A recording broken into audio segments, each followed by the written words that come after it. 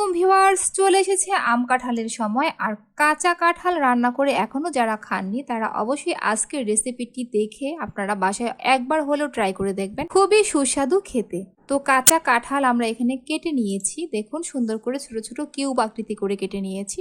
সেই কাঁঠালটাকে ভালো করে ধুয়ে নিতে হবে। তারপর আমরা সামান্য পরিমাণ পানি দিয়ে কাঁঠালটা যেন ডুবে থাকে এভাবে হালকাভাবে ভাপ দিয়ে সিদ্ধ করে নেব। সিদ্ধ করার সময় অবশ্যই লবণ আর হলুদের গুঁড়ো দিতে ভুলবেন না কিন্তু। তারপর এটাকে ঢাকনা দিয়ে ঢেকে দেবেন, ঢেকে দিয়ে অপেক্ষা করবেন কাঁঠালটা সিদ্ধ হওয়া পর্যন্ত।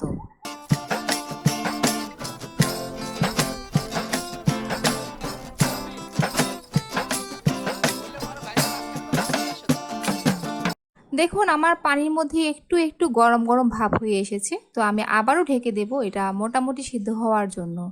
আর আজকে আমি অবশ্যই এই কাঁঠালটার সাথে মুরগির মাংস অ্যাড করব। মুরগির মাংস দিয়ে যারা যারা এখনও খাননি, কাঁঠাল শুধুও খাওয়া যায়, আবার মুরগির মাংস অথবা গরুর মাংস দিয়েও আপনি টেস্ট করে দেখতে পারেন। আপনারা যে যে ধরনের মাংস দিয়ে কাঁচা কাঁঠালটা রান্না করতে চান করতে পারেন। তো এখানে দেখুন আমি কিছু পরিমাণ মুরগির মাংস নিয়ে নিয়েছি, মাংসটাকে ভালো করে কেটে ধুয়ে নিয়েছি। এখন কাঁঠালটা যখন সিদ্ধ হয়ে আসবে তখন আমি মাংসটাকে মিশিয়ে নেব। তো দেখুন আমার কিন্তু মোটামুটি কাঁঠালটা সিদ্ধ করা হয়ে এসেছে। আর যখন পুরো সিদ্ধ হয়ে যাবে তখন দেখবেন এমন বর্ণ হয়ে যাবে। আর হলুদ দেওয়ার কারণ হলো আপনার কাঁঠালটা যেন কালো ভাব না হয়ে যায়, সেজন্য হলুদ দিয়ে সিদ্ধ করতে হবে। তো আমরা এখন এটাকে একটা ছাঁকনিতে ঢেলে নেব এই কাঁঠালটাকে। আর যেই পাতিলটাতে সিদ্ধ করেছি সেই পাতিলটাতেই আমরা মাংসটাকে কষিয়ে নেব।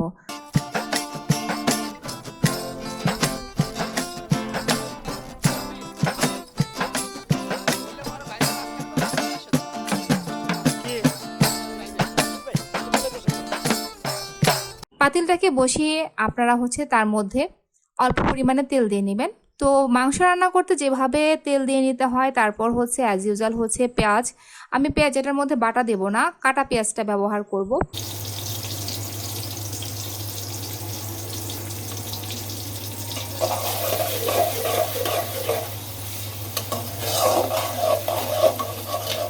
তো আমার কাঁঠাল অনুযায়ী আমি পেঁয়াজ দিয়ে দিয়েছি, আপনারা যে যতটুকু রান্না করবেন সেই অনুপাতে দিয়ে নেবেন।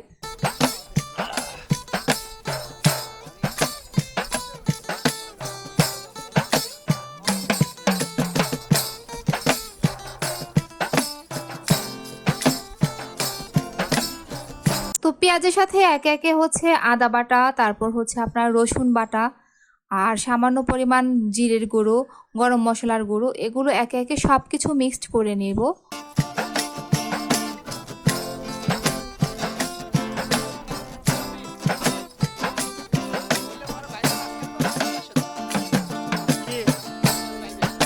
তো এগুলো সব যখন ভালো করে মিক্সড করা হয়ে যাবে তখন আমরা তার সাথে এক্সট্রাভাবে হলুদ গুঁড়ো, মরিচ গুঁড়ো, ধনিয়ার গুঁড়ো, এগুলো ভালো করে মিশিয়ে নেব।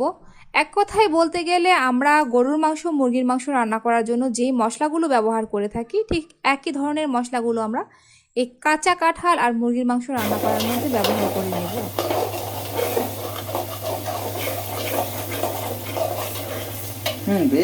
সমস্ত মশলা দেওয়া হয়ে গেলে ভালো করে কষিয়ে নিয়ে তার মধ্যে ধুয়ে রাখা মুরগির মাংসটা ঢেলে দেবেন। তারপর অ্যাজ ইউজুয়াল যেভাবে মাংসটা কষিয়ে রান্না করা হয় সেভাবে কষিয়ে নেবেন। কিছুক্ষণ সময় ঢেকে রাখবো মাংসটা সিদ্ধ হওয়ার জন্য। মাংসটা যখন সিদ্ধ হয়ে আসবে তখন আমি তার মধ্যে ঢেলে দেবো কাঁচা কাঁঠাল।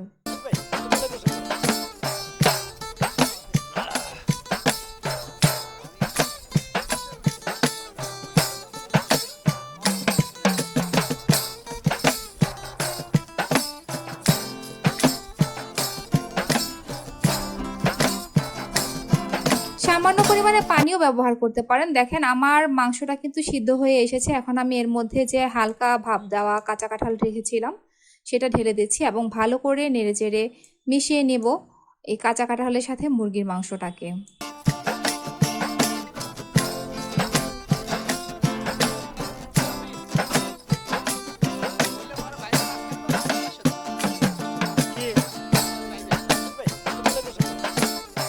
মিশিয়ে নেওয়ার পর সেটা আমি আবার কিছুক্ষণ সময় ঢেকে রাখবো। তারপর ঢাকনাটা খুলে দেখতে হবে যে কি অবস্থায় আছে।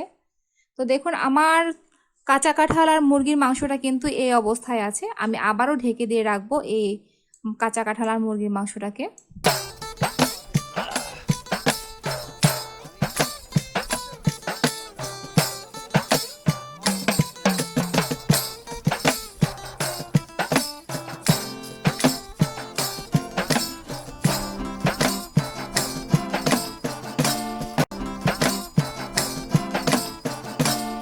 ঢাকনা খুলে কিন্তু অবশ্যই একটু নেড়ে চেড়ে নেবেন। এবার সামান্য পরিমাণ পানি দিয়ে নেবেন সেখানে, তারপর আবার ঢেকে দেবেন।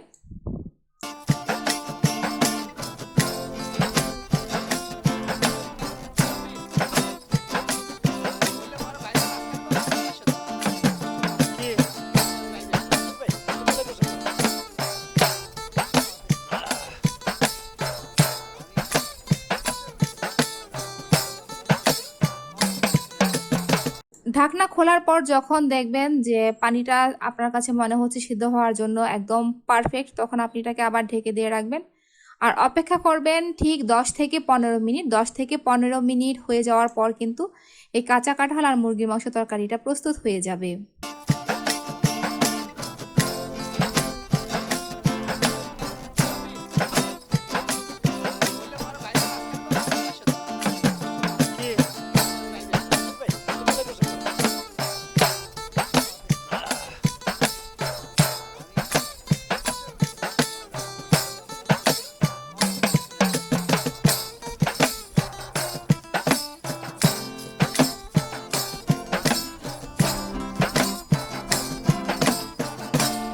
আমার কিন্তু মুরগির মাংস আর কাঁচা কাঁঠালের পানিটা শুকিয়ে গিয়েছে, দেখুন একদম সম্পূর্ণ রেডি হয়ে গিয়েছে তরকারিটা।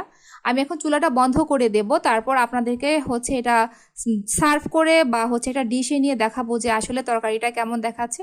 আর টেস্টও কিন্তু খুব সুস্বাদু। যারা একটু ঝাল খেতে পছন্দ করেন তারা চাইলে কাঁচামরিচ দিয়ে নিতে পারেন। দেখুন আমার তৈরি হয়ে গেল কিন্তু কাঁঠাল আর মুরগির মাংস রেসিপি। তো আপনারা অবশ্যই ট্রাই করবেন আর সব সময় রায়া এবং রাদোয়ার পাশেই থাকবেন। যারা যারা এখনও রায়া এবং রাদোয়ার চ্যানেলের ভিডিওগুলো দেখেন না তারা অবশ্যই দেখা শুরু করে দেন। আমি আশাবাদী যে দেখতে দেখতে আপনাদের অবশ্যই ভালো লাগা হয়ে যাবে আর পথ চলা শুরু হয়ে যাবে রায়া অ্যান্ড রাদোয়া চ্যানেলের সাথে। সবাই ভালো থাকবেন, সবার দীর্ঘায়ু কামনা করি, সবার সুস্বাস্থ্য কামনা করি। আপনারা সব সময় রায়া এবং রাদোয়ার জন্য দোয়া করবেন। রায়া এবং রাদোয়া যেন সব সময় আপনাদের সামনে নতুন কিছু নিয়ে হাজির হয়ে যেতে পারে আর নতুন নতুন রেসিপি আপনাদেরকে উপহার দিতে পারে। আজ এ পর্যন্তই, আবার দেখা হবে নতুন কোনো ভিডিওতে। আল্লাহ হাফেজ, সবাই ভালো থাকবেন।